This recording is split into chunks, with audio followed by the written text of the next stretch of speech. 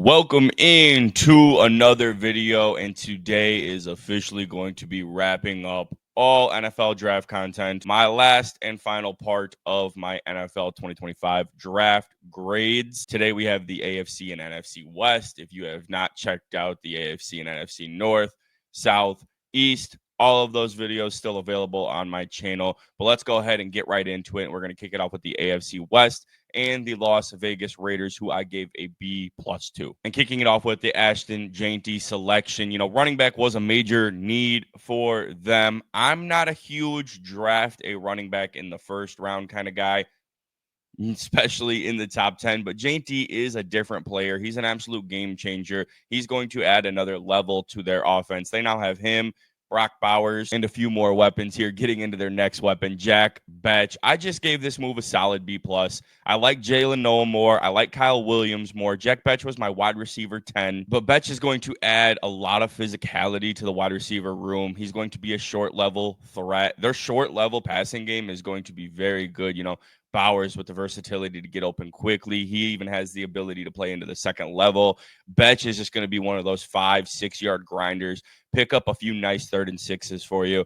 So he plays very physical. He does kind of play like a tight end. So I'm excited to see what they're going to be able to do with him in their offense. Another B+ selection here with the Darian Porter pick. A little high for my taste, but he's got a very high ceiling, elite size and athleticism. It's nice for them to add to their secondary. Caleb Rogers, another pick that was just a little bit high for me, but he's got experience at the tackle. I think he's going to be a nice developmental piece on the inside. Charles Grant was one of my favorite selections, probably my favorite selection from the Las Vegas Raiders. It's going to take him a little time to adjust, being an FCS player, now transitioning to, playing against some NFL level talent. But this is a guy who some people thought he could have been a second rounder. He's got good traits, really great blocker, a guy who I think could develop into a starting role within a year or two. And then going Dante Thornton in the 4th round, he adds speed and size to their wide receiver room that they really don't have there right now. Overall, he's a very limited route runner. I think he's going to fare well as the 4th option there behind Myers, Bowers, and Betch, but they don't have elite speed and size in the wide receiver room at all. So I don't mind the selection. And then in rounds 4 through 7, I thought they got really good value on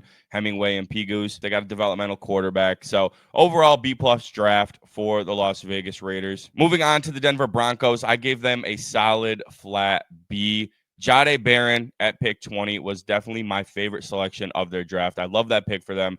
Everyone thought Omarion Hampton was going to be a lock. No, they get a very versatile cornerback who can play in the slot. He can play safety. He can play outside. Pairing him next to Defensive Player of the Year, Patrick Surtain. I love them adding to their secondary. It's only going to make their really good defense even more elite. A great selection for them. I thought RJ Harvey at 60 was a reach. I gave it a B- though, because I do think he has the potential to be elite with Sean Payton in Denver, and it was a very big need for them. It's hard for me to give that a C when it is a massive need, and he does have really good traits to be a good running back in the NFL. I just thought it was a little high. There's other players I preferred over him. And then an even bigger reach, in my opinion, this is a C. Pat Bryant, wide receiver. I thought he was a day 3 guy. I thought there was much better receivers available, and I don't really see him being the wide receiver 2 there. You got Cortland Sutton. I think Mims is going to be even better than him. So I was not a fan of that pick, but I was a fan of Savion Jones. That is a great selection from Denver. I think he has the potential to have some really good pass rush impact very early. It's a strong unit, but there's no elite players. I think he's going to be a good rotational piece. He's got really good size, a very reliable pass rusher. I would not be surprised if we're hearing his name called a couple times in year 1. And then Q Robinson, he does have some flashes. I like that he's from the SEC.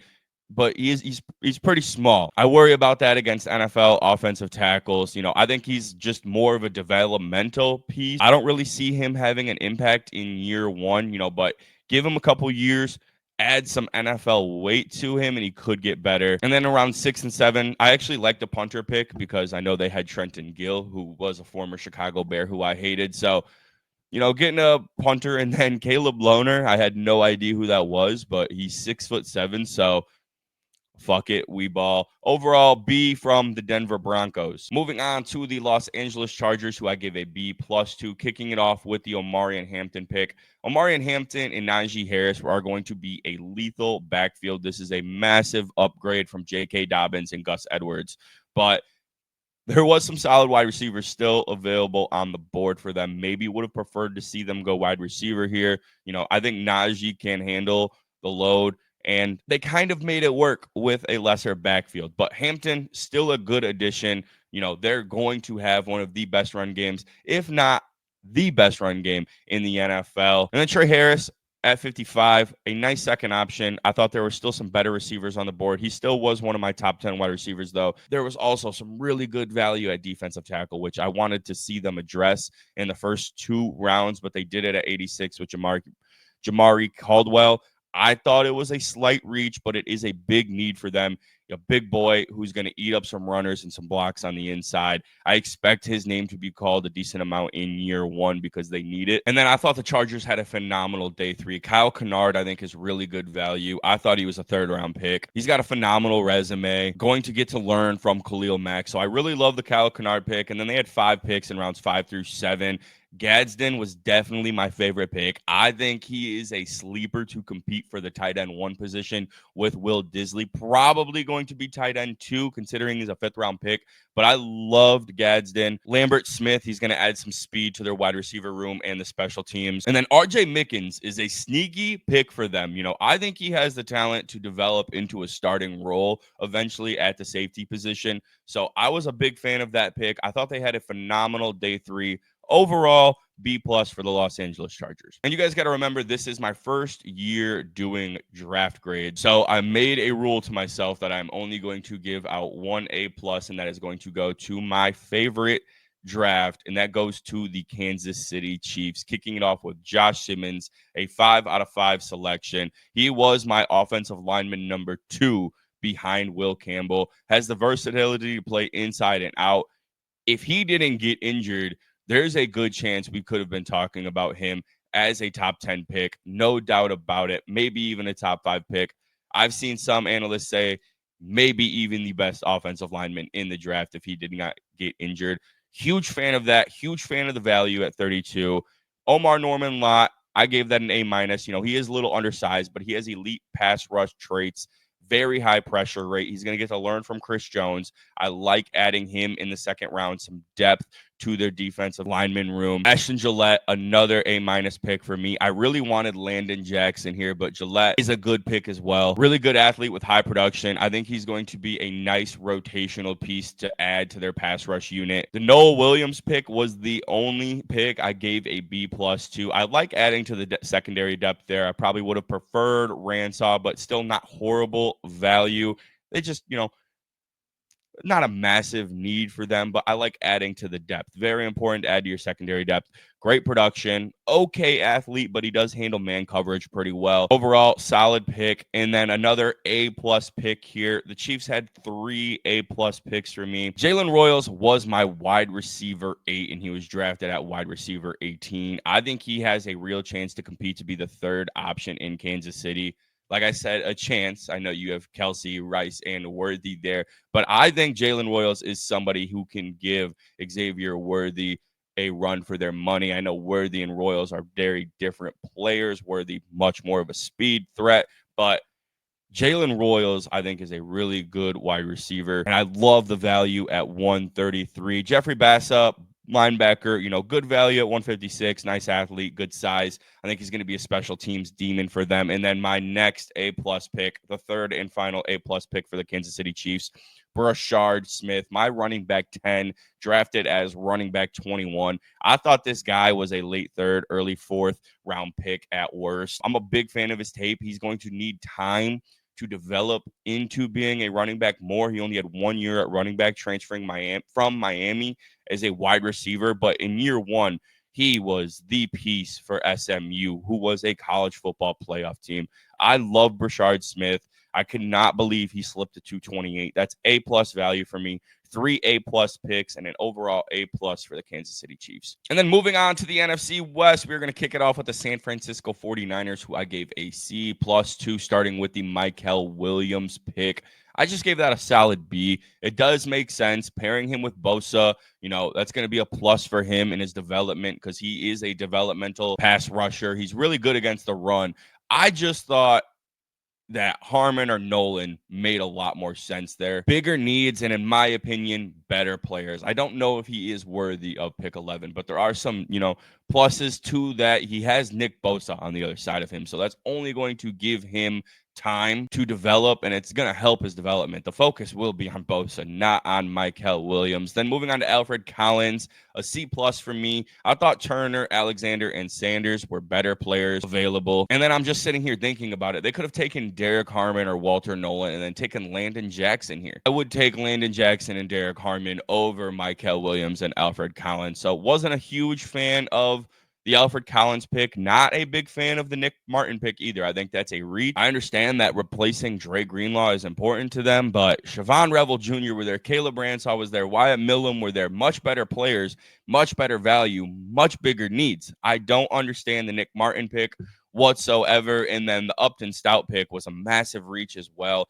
This guy, in my opinion, was a mid-day 3 pick taken at 100.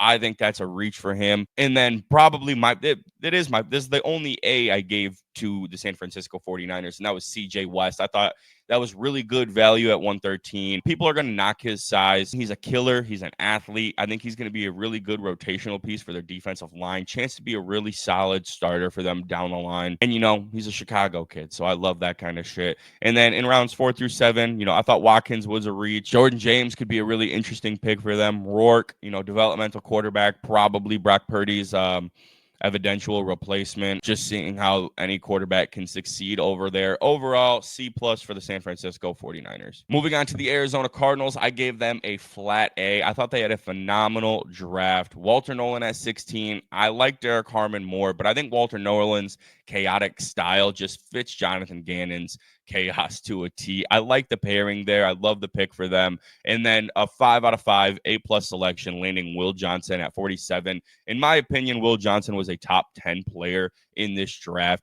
The second best cornerback in this draft behind Travis Hunter. How he fell to 47 is beyond me. I'm sure it has something to do with the injury, and maybe it is really bad, but until proven otherwise, the Arizona Cardinals just got an absolute fucking steal at 47. Will Johnson is a fucking dog.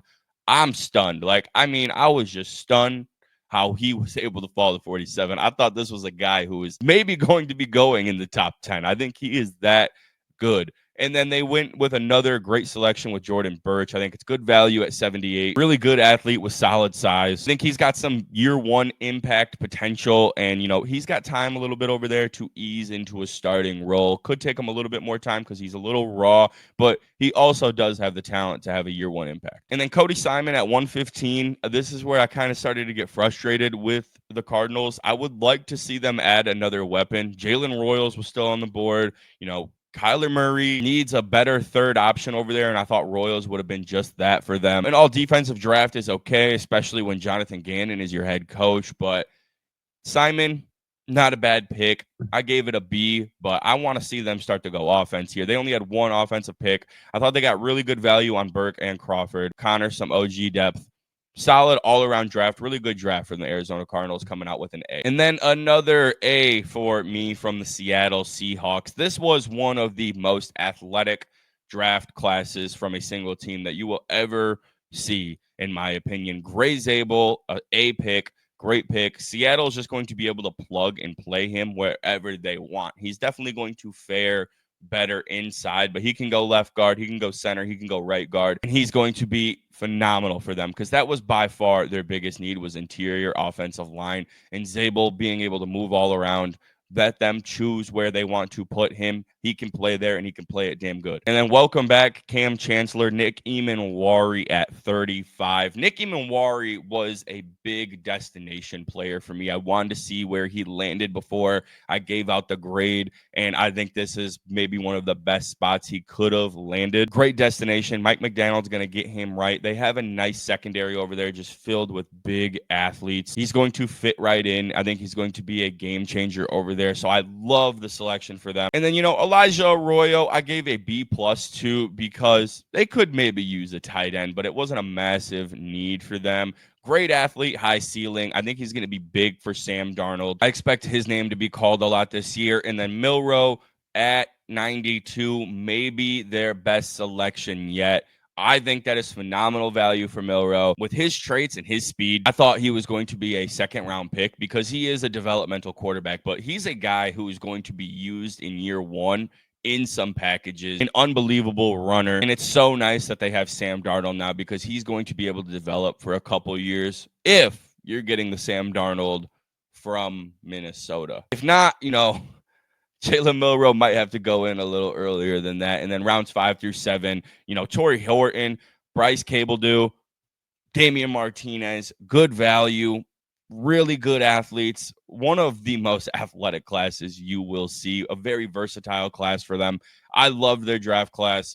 And overall, A for me. And then the last of the 32 teams, we are finally wrapping it up with the Los Angeles Rams, who I gave a B+ to, kicking off with the Terrence Ferguson pick, which I really liked. He's got the perfect blend of size and athleticism that'll fare really well in McVay's system. Tyler Higbee's on the last year of his contract. He's had some pretty gnarly injury history as well.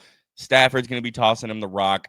They got Puka Nacua. They got Devontae Adams. I think this is a guy who's going to have no pressure on him whatsoever, and he can just go in there and ball. I love that pick. Josiah Stewart, an even better pick for them. The Rams' defensive line is growing every single year, and Stewart only makes it better. He really does. Unreal value at pick 90. I'm so excited to watch their defensive line play football because it's just young and dominant. And then day 3 was kind of for me, dropping their score to a B+. Jarquez Hunter, I really didn't understand that pick. I thought there were better running backs available, some nice secondary pieces available that I would have liked to see them add some depth to. He's not bad though. I gave it a B-. Not the end of the world, but I would have maybe liked to see them go in a different direction at 117. And then Ty Hamilton, Poop Ball Jr., I thought those were solid value selections for them. Kanate Mumfield, he was unknown to me, but he's probably going to be a Hall of Famer at the rate that they develop wide receivers over there. So a B+ draft for the Rams, and that is it for my draft content of 2025. This is one of my favorite times of the year. I loved it. I loved how much work I put into this. I mean, this was so much fun for me. I have not dove into the draft like I have this year before. It was awesome being, on day 3, just being able to list guys going off the board. It was a lot of fun, and I appreciate all of you guys for locking in with me. I'm so ready for September. Now we're just dying to wait until training camp's here so we can get some clips of people throwing footballs around. And then I can't wait to see how this season plays out. It's a lot of fun. I love this so much. And then, I'm already looking forward to scouting a lot deeper next year because this was just, surface level compared to some guys do, and I want to go all the way in, and this was so much fun. Thank you guys so much for tuning into another video. You guys have a wonderful rest of your weekend. Peace.